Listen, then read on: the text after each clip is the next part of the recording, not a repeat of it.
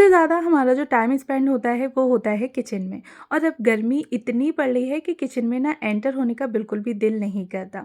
3 time हम लोग cooking करते हैं, तो जिसकी वजह से हमारा ज़्यादा से ज़्यादा जो टाइम है वो किचन में स्पेंड होता है।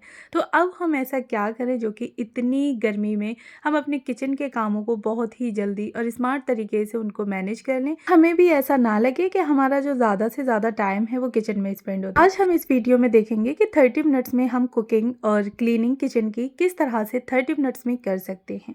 तो बस वीडियो को लास्ट तक ज़रूर देखिएगा। अस्सलाम वालेकुम एवरीवन, कैसे हैं आप सब लोग। उम्मीद करती हूँ कि आप सब लोग बेहतर होंगे, खुशहाल होंगे और मज़े में होंगे। अल्हम्दुलिल्लाह हम लोग भी सभी बेहतर हैं। गर्मियाँ ना एकदम से बहुत ज़्यादा बढ़ गई हैं, यानी कि इतनी गर्मी हो गई है, टेम्परेचर इतना हाई हो गया है कि सुबह होती है तो लगता है जैसे कि दोपहर हो गई। मतलब रात के बाद ना डायरेक्ट दोपहर होती है, सुबह तो जैसे होती ही नहीं है। गर्मी ना सुबह से ही पड़ना स्टार्ट हो जाती है और फिर उसमें हम लोग अपना सुबह के टाइम पे यानी कि मॉर्निंग के टाइम पे हम लोग अपना ब्रेकफास्ट रेडी कर रहे हैं। थोड़ा बहुत हम लोग लंच की जो प्रिपरेशन होती है वो भी कर देते हैं। फिर दोपहर के टाइम पे तो और ज़्यादा किचन में हीट हो रही होती है। इधर फिर गैस स्टोव के सामने खड़े होकर सब्ज़ी की तैयारी करना, यानी कि रोटी पराठे या फिर जो भी हम लोगों को लंच बनाना होता है वो करना। और फिर शाम में भी यही आता है। उसके बाद फिर आती है क्लीनिंग, यानी कि ज़ाहिर सी बात है जब हमने कुकिंग की है तो किचन हमारी थोड़ी सी मैसी भी होगी, तो फिर हमें जो है वो क्लीनिंग भी करनी पड़ती है। तो अब हम अपना ऐसा रूटीन बनाएंगे जो कि 30 मिनट्स में हम अपनी कुकिंग और क्लीनिंग दोनों काम आराम से कर सकते हैं। सिर्फ 30 मिनट्स में हमें अपनी किचन में टाइम देना पड़ेगा। तो यहाँ पे ना मैं अपना मॉर्निंग का रूटीन जो है वो शेयर कर रही हूँ, जिसमें कि मैंने ब्रेकफास्ट और लंच की तैयारी की है, साथ ही ना अपनी किचन की क्लीनिंग भी की है। तो 30 मिनट्स में किस तरह से हम दोनों चीज़ों को मैनेज कर सकते हैं। तो सबसे पहला तो ये कि आप लोगों ने ना पहले से ही पता होना चाहिए कि कुकिंग में करना क्या है। यानी कि किचन में आने के बाद हमें ये नहीं सोचना है कि हमें बनाना क्या है या अब हम क्या करें, किस चीज़ की कटिंग चॉपिंग करें, दाल बनाएं या सब्ज़ी बनाएं, ब्रेकफास्ट में क्या बनाएं या बनाएं भी या ना बनाएं। तो ऐसा बिल्कुल भी नहीं करना है। आपने एक दिन पहले ही सोच के रख लेना है कि आपने मॉर्निंग में उठते साथ ही ब्रेकफास्ट में क्या बनाना है।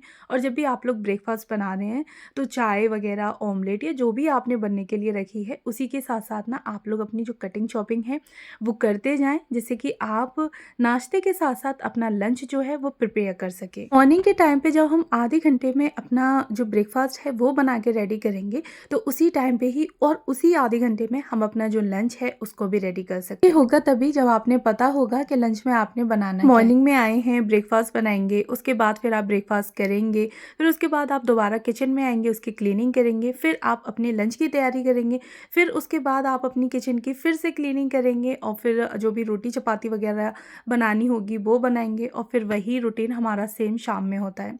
तो जब हम इस तरह से बार बार करते रहेंगे तो हमारा पूरा दिन इसी में ही जाने वाला है और गर्मी इतनी होने लगी है कि किचन में एंटर होने का मन नहीं करता। तो बस आपने थोड़ी सी अपनी प्लानिंग बना के रखनी है और आपने ये देखना है कि किस टाइम पे, यानी कि मैं 1 से 2 कामों को समेट सकती हूँ। अब देखें यहाँ पे ना मैंने सुबह के टाइम पे चाय भी बनने के लिए रख दी, तो एक गैस स्टोव पे चाय बन रही है और दूसरे पे मैंने रख दिया अपनी सब्जी, यानी कि जो भी मुझे लंच के लिए सब्जी प्रिपेयर करनी थी वो। दूध में ना चीनी, चाय पत्ती, ये सारी चीज़ें डाल के मैंने उसको बॉईल होने के लिए रख दिया और उतने ही टाइम में हमारी जो कटिंग चॉपिंग करनी थी सब्जी की, मैंने वो भी कर ली। आप लोग देख ही सकते हैं कि चाय में बॉयल आया है, उतने टाइम में मैंने अपनी सब्जी जो है उसमें भी तड़का लगा दिया।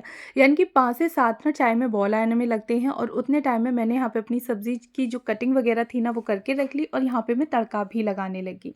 अच्छा, नेक्स्ट स्टेप ये आती है कि जब भी आप लोग कुकिंग वगैरह कर रहे हैं ना, तो कुकिंग के टाइम पे खुले बर्तन होते हैं, आप लोग उन्हें यूज़ ना करें, जैसे कि भगोना वगैरह हो गया या फिर कढ़ाई हो गई। ज़्यादा से ज़्यादा आप लोग अपनी जो कुकिंग है वो प्रेशर कुकर में रखें, तो प्रेशर कुकर में सब्ज़ी ना जल्दी बन जाती है।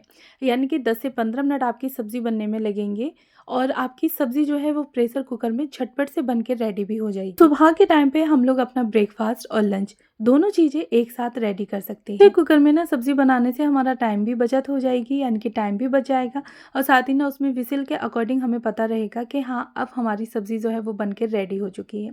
दाल या फिर जो कोई भी आप लोग सब्ज़ी बना रहे हैं तो उसी के अकॉर्डिंग आप 2 या 3 विसिल लगा सकती हैं और आपकी झटपट से 5 से 7 मिनट, हाईएस्ट 10 मिनट में आपकी सब्ज़ी जो है वो बिल्कुल से रेडी हो जाएगी। यहाँ पे ना मैंने लौकी बनाई थी बहुत ही सिंपल तरीके से। फिर रख दिया मैंने प्रेशर कुकर और उसमें ऑयल डाल दिया। ऑयल को डालने के बाद ना फिर मैंने इसमें थोड़ा सा ज़ीरा, तेज़पत्ता और जो प्याज रफली चॉप की थी वो ऐड कर दी। उसके बाद फिर मैंने इसमें डायरेक्ट लौकी डाल दी।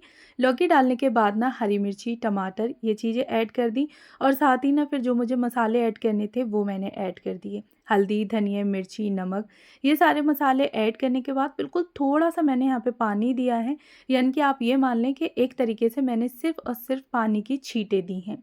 और यहाँ पे ना लो फ्लेम पे मैं छोटे बर्नर पे इसको रख दूँगी, जिससे कि सब्ज़ी जो है हमारी जले ना।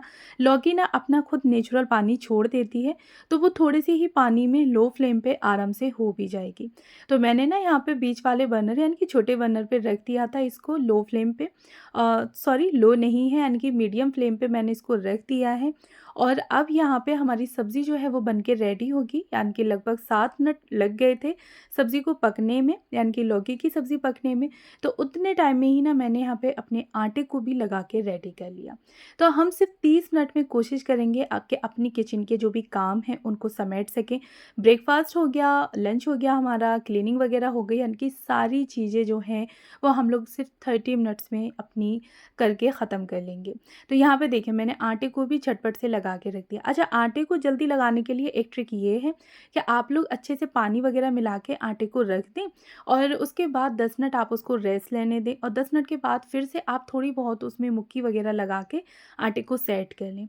और सेट करके ना आप लोग उसको फ्रिज में रख सकते हैं, जिससे कि आपका आटा जो है वो बिल्कुल भी ख़राब नहीं होगा। और फिर जब भी आप लोग रोटी वगैरह बनाने जा रहे हैं तो बस 5 से 7 मिनट पहले या 10 मिनट पहले आप लोग आटे को निकाल के बाहर रख लें। तो इससे ना मॉर्निंग में हमारे जो काम हैं किचन के वो काफ़ी हद तक हमारे सारे ही काम हो जाएंगे और फिर आफ्टरनून में हमें इतनी थकावट या इतनी गर्मी में गैस के आगे खड़ा नहीं होना पड़ेगा। अच्छा, मैंने आटे को लगा के रख दिया था और साथ ही ना फिर यहाँ पे जो भी बर्तन वगैरह थे ना वो मैं निकाल के लगाने लगी थी। मैं ना सिर्फ 30 मिनट्स देने हैं अपनी किचन को और हम कोशिश करेंगे कि 30 मिनट्स के अंदर अंदर ही हम अपनी किचन के सारे कामों को समेट सकें। तो हमें यहाँ पे बिल्कुल भी बैठना नहीं है, रुकना नहीं है। तो यहाँ पे ना मैंने सब्ज़ी पकने के लिए रख दी, आटे को हाथ के हाथ लगा के रख दिया। बास्केट में जो भी धुले हुए बर्तन लगे हैं तो बस मैं हाथ के हाथ उनको भी यहाँ पे लगा दूँगी, यानी कि उन्हीं की जगह पे जचा दूँगी, जिससे कि बास्केट मेरी खाली हो जाए और उसमें जो भी गंदे बर्तन वगैरह हैं ना तो वो उन्हें मैं उस बास्केट में इकट्ठा कर सकूँ। तो इतने टाइम में ना सब्ज़ी मेरी पक के यानी कि रेडी हो गई थी, लौकी की सब्ज़ी। मैंने सिर्फ 2 विसिल लगाई थी लो फ्लेम पे यानी कि मीडियम फ्लेम पे, और 2 विसिल के बाद जो नॉर्मल विसिल होती है उसको मैंने नॉर्मल ठंडा होने दिया था, बिल्कुल भी उसको निकाला नहीं था। तो लौकी जो है वो मेरी बहुत ही अच्छे तरीके से बन के रेडी हो गई थी। साथ ही ना फिर मुझे ऊपर से गार्निशिंग के लिए थोड़े से हरे धनिया यूज़ करने थे, तो बस उनको धो के मैं यहाँ पे कट करके रख लूँगी।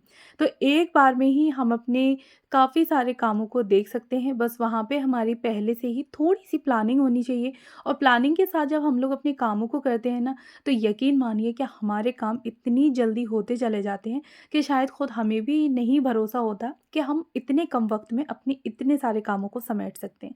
30 मिनट्स में ही आप अपनी किचन का जो पूरा क्लीनिंग और कुकिंग दोनों प्रोसेस आप लोग बखूबी अच्छे तरीके से कर सकते हैं। तो यहाँ पे देखें मैंने सब्ज़ी में हरी धनिया वगैरह डाल दिए, थोड़ा-सा गरम मसाला डाल दिया। उसके बाद सब्ज़ी मेरी पक के रेडी हो गई और चाय वगैरह मुझे लेनी थी तो बस वो चाय पी ली और उसके बाद मतलब जब भी मैंने चाय ली थी तो उस टाइम पे अपना जो टाइमर था उसको ऑफ़ कर दिया था। अच्छा, अब यहाँ पे जो भी गंदे बर्तन हुए थे वो मैंने झटपट से इकट्ठे किए और इकट्ठे करने के बाद उनको मैं वॉश करने के लिए बैठ गई थी।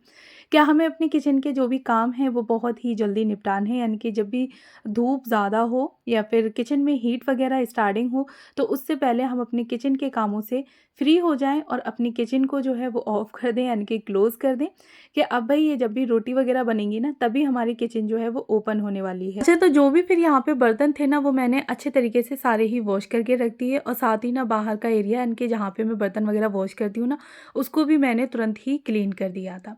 तो इसी तरह से अगर आपके किचन में सिंक एरिया है तो आप अपने सिंक एरिया को काफ़ी अच्छे तरीके से क्लीन कर दें और हाथ के हाथ, और जिससे ना आपकी किचन जो है वो बिल्कुल भी मैसी नहीं लगेगी। अच्छा, बर्तनों को निपटाने के बाद फिर मैं आ गई थी किचन में और मुझे फिर करनी थी क्लीनिंग, क्योंकि हम लोग ज़ाहिर-सी बात है अगर किचन में कुकिंग वगैरह करते हैं ना तो थोड़ा बहुत मसालों का फैलाव या चीज़ों का फैलाव हो जाता है। और अगर हम वही हाथ के हाथ समेटते चलते हैं तो हमारा किचन में ना फैलाव कम होता है। मेरी ना आदत रहती है कि मैं कुकिंग के दौरान कोई भी जार्स वगैरह अगर यूज़ कर रही हूँ तो उन जार्स को ना मैं हाथ के हाथ ही पोंछ के रखती जाऊँ, जिससे कि मुझे लास्ट में यानी कि बाद में मुझे फिर उन जार्स को क्लीन करने के लिए ज़्यादा एफर्ट्स ना देने पड़े और ना ही वहाँ पे मुझे एक्स्ट्रा टाइम देना पड़े। आप लोगों ने शुरू की क्लिप में देखा होगा कि जो ऑयल मेरे पास डिस्पेंसर था जिसमें से मैंने ऑयल कुकर में डाला था, तो उस डिस्पेंसर को भी मैंने तुरंत ही क्लीन करके रखा था, जिससे कि ऑयल के दाग वगैरह उस सीसी पे ना लगे। अच्छा, इसी तरह से जो भी जार्स वगैरह हम लोग यूज़ कर रहे हैं तो उन्हें हाथ के हाथ क्लीन करते चलेंगे। साथ ही ना फिर जब हम अपनी किचन से कुकिंग से फ़ारिग हो गए हैं तो अपनी किचन को भी तुरंत के तुरंत हम क्लीन कर देंगे। जैसे कि गैस स्टोव हो गया, जो भी शेल्फ़ वगैरह वहाँ पे लगी हुई हैं या जो भी हम लोग 1-2 ऑर्गेनाइज़र वगैरह रखते हैं तो हाथ के हाथ हम उसको क्लीन करते चलेंगे। जैसे कि जब हम लंच के लिए यानी कि रोटी वगैरह बनाने के लिए दोपहर के टाइम पे आएँ तो हमारी किचन जो है वो हमें एकदम से साफ़-सुथरी मिले। मॉर्निंग में ना मैंने 15 मिनट अपनी कुकिंग को दिए थे, यानी कि जिसमें कि मैंने ब्रेकफ़ास्ट और लंच दोनों चीज़ें रेडी कर ली थी। 5 से 7 मिनट में सब्ज़ी बन के रेडी हो गई थी और सब्ज़ी और चाय दोनों चीज़ें मेरी एक साथ रेडी हो गई थी और फिर आटा वगैरह भी लगा के रख दिया। साथ ही ना फिर 15 मिनट हमें देने हैं अपनी क्लीनिंग के लिए। ना 5 मिनट या हाईएस्ट हम 7 मिनट अपनी क्लीनिंग को देंगे, यानी कि जैसे कि गैस स्टोव को क्लीन करना हो गया या फिर जो भी काउंटर टॉप है उसको क्लीन करना हो गया, अदर्स कोई भी शेल्फ़ वगैरह हैं तो उनको क्लीन करना हो गया।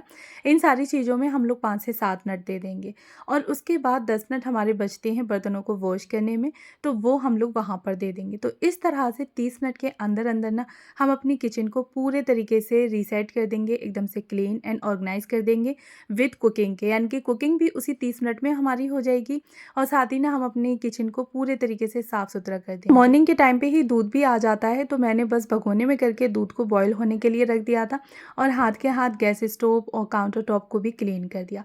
उसके बाद फिर बारी आती है धुलाई की या मॉपिंग मान लें, जो आप लोग करते हैं वो।